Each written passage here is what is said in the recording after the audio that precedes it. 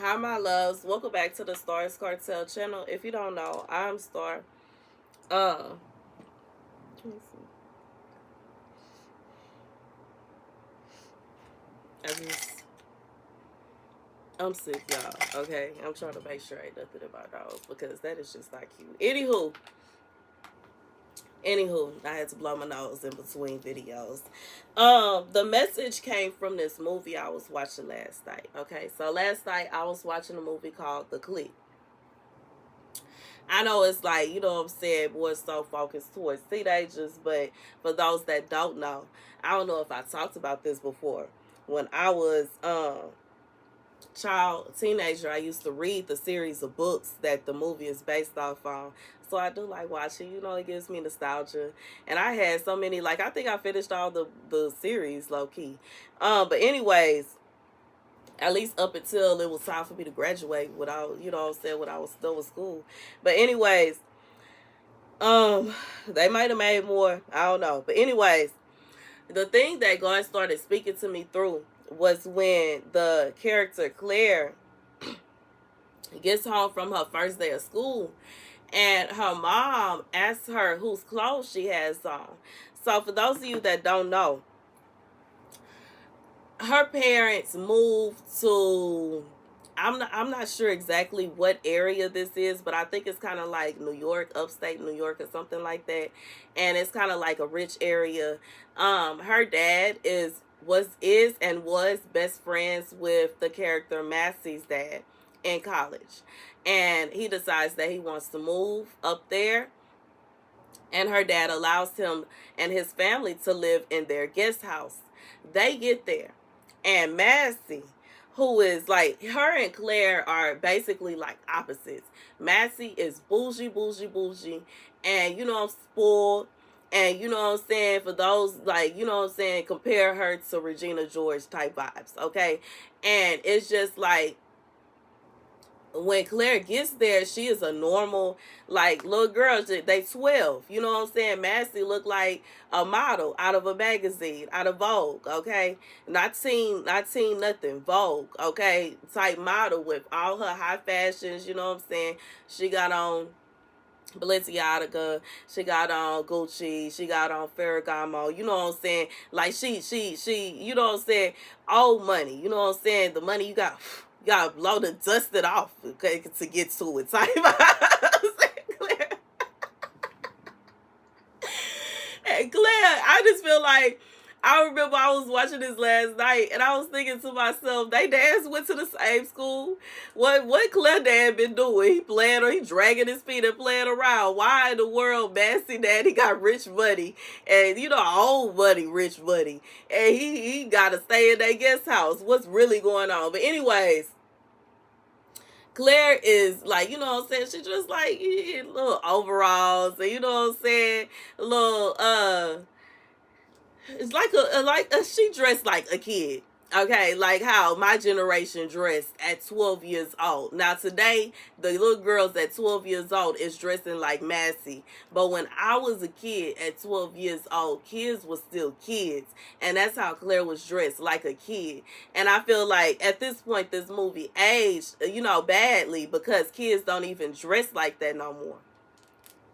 And Claire was just so confused. And that was a big thing in the movie, because her, like, not only Massey, but most of the girls at the school that she ends up going to, they are dressing like this. They rich, and they families spoil them, and the school is fashion forward, and they're encouraged to, you know what I'm saying, wear all their fashions and whatnot. Anyways, they get there. Massey immediately does not like Claire. She already don't like her because she wanted to go to a party. She in the 7th grade, she was invited to an 8th grader's party, but she wasn't able to go because her dad put his foot down and told her she will be at the dinner. And she already don't like them. They get there and she dislikes her even more when she sees how she's dressed. And in the books, I think she was like being judgmental towards her hair as well. She didn't like the way her bangs, like she didn't like the way her hair was cut. She hated her clothes. and she just felt like she was somebody she wouldn't even want to be seen around, you know what I'm saying, let alone be friends and have this person living in her house where she, you know, is like kind of in her life. Her mom already asked her to be nice and, you know what I'm saying, to befriend her, to befriend Claire. And she's looking at her like, no. Okay, like she's feeling as if she's thinking from a standpoint, if I befriend her, that is like a complete damage to my social life. Okay. But anyways, um, she pretends to be nice for the dinner because her mom promised her if she's nice during dinner, she'll let her go to the party. When it's time for her to go to the party, she starts snatching people plates up. They ain't even done eating. And she throw it or toss them in the sink.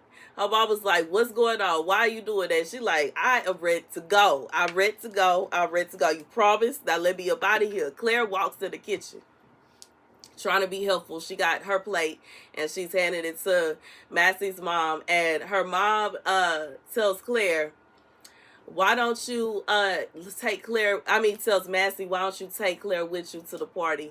Massey automatically falls ill. She says she can't go to the party no more. She goes to her room and she go to sleep. One other thing that I want to say that the books talks about, the movies does not. When Claire's family arrives at their estate, Massey looks at the fact that her mom, like, she takes her ring and she turns it like this.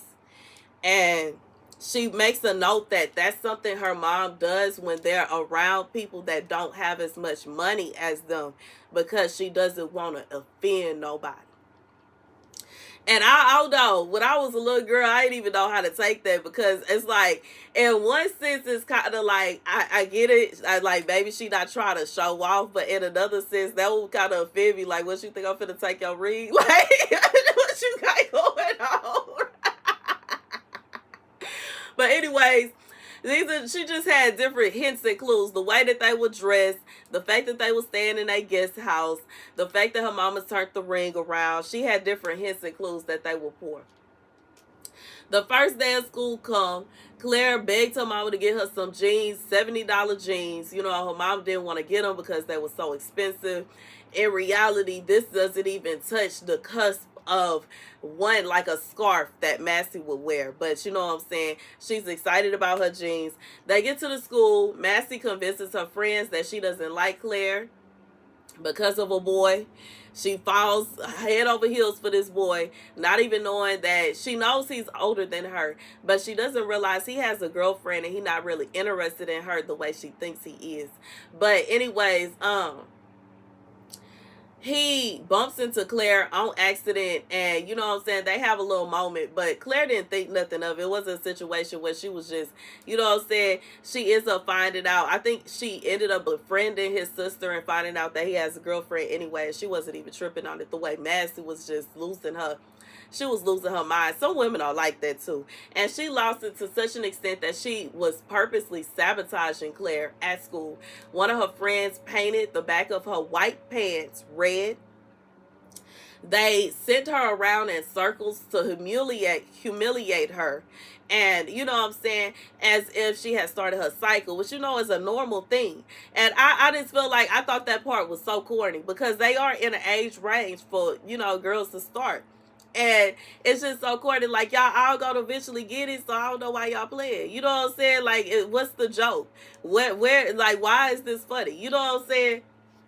But anyways, she ends up going to, they have like a lost and found section where the girls end up losing all these high-end designer clothes, and they never come back and get it because it's out of season and they don't want it no more. You know, they'll just go and buy something else. And she ends up getting a whole new outfit. And, you know, she gets home. She has to walk home in heels, okay, that she got it from the lost and found, because the girls went to go stalk Chris Abley after school. But long story short, she had a bad day, okay? She had a bad day. Throughout the day, they were saying little smart comments, shoot slugs at her. They were doing things to sabotage her, doing everything that they could to make her miserable.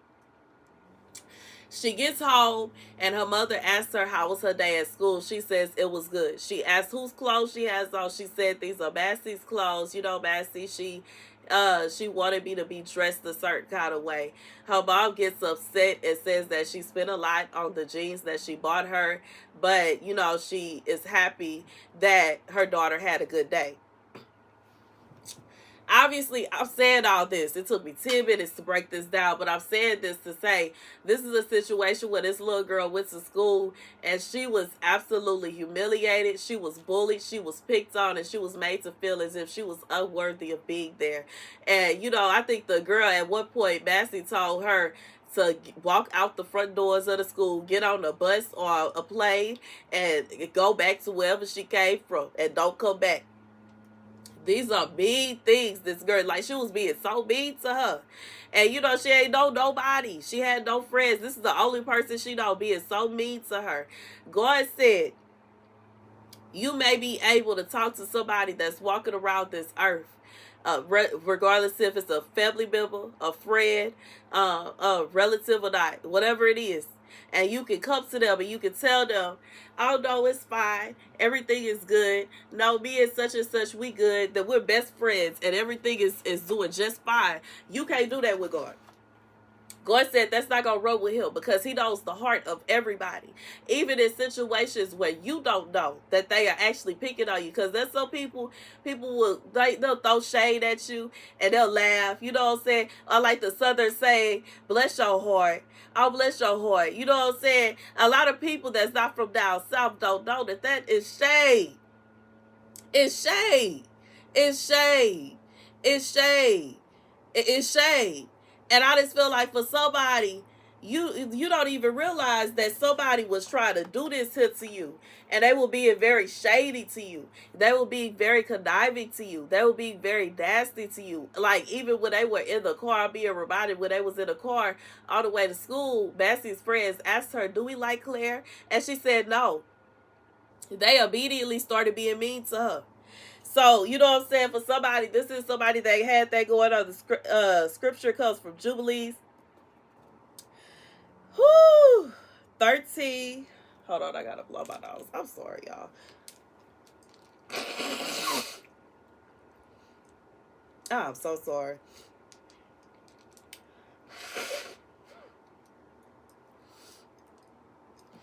I'm so sorry. And yes, I use handkerchiefs and not tissue, because I don't want my skin is very sensitive.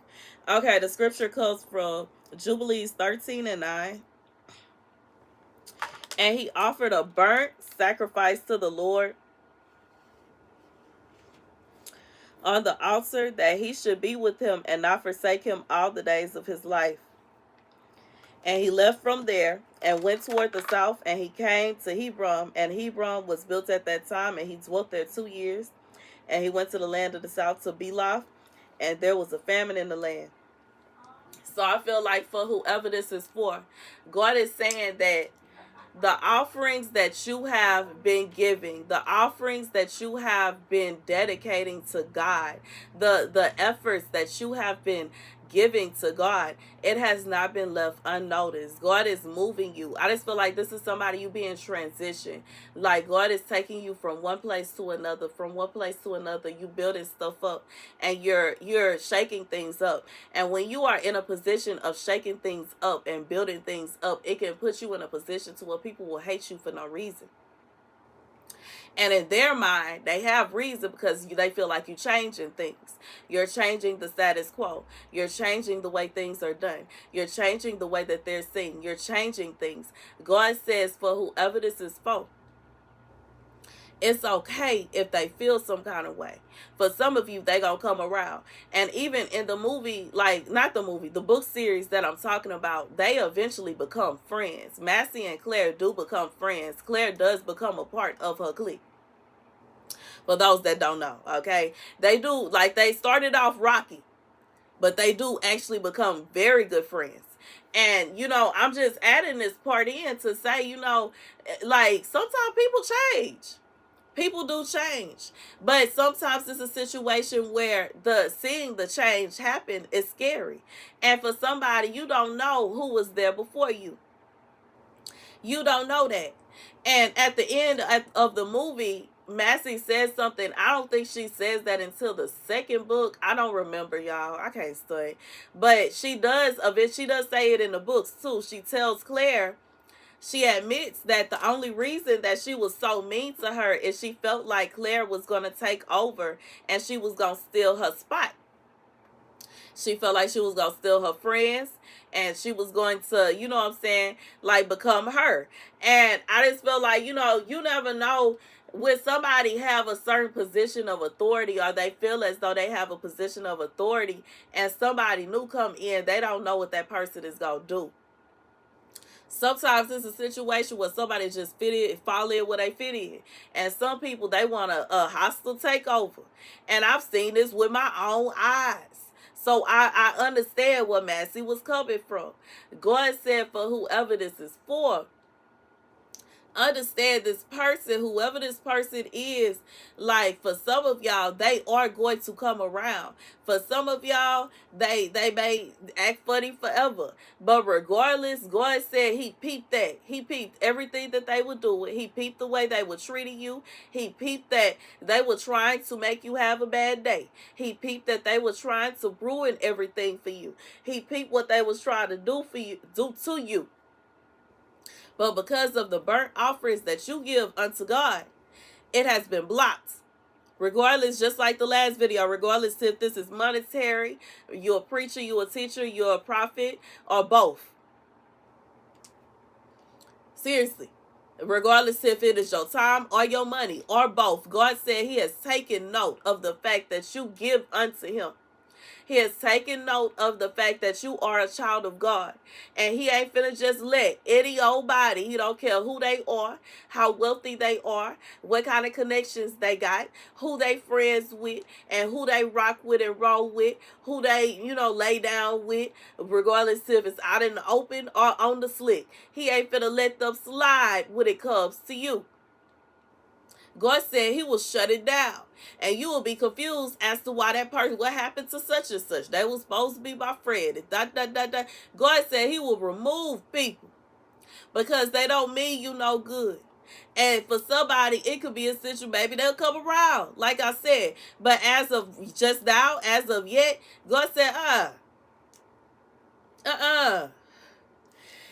Anyways, that's the message, y'all. That's the message. Thank you guys for watching. Be sure to like, share, and subscribe.